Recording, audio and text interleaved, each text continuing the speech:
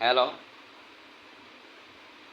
প্রিয় দেশবাসী, ভাই বোনরা, মা ও বাবা, চাচা, মামি, যা সবাই আত্মীয় এই পৃথিবীর বুকে।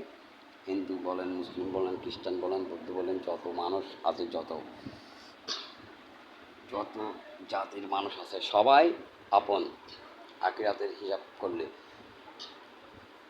এই পৃথিবী কারো চিরস্থায়ী না, সবাইকে একদিন চলে যেতে হবে। কিন্তু আফসোস, আমাদের বাংলাদেশের মানুষের কাজ কারবার দেখে বড়ই আফসোস লাগে। বিএনপি, আওয়ামী লীগ ওইটা হিসাব করে কথাগুলো মুখ দিয়ে আসতেছে না। একটা মানুষের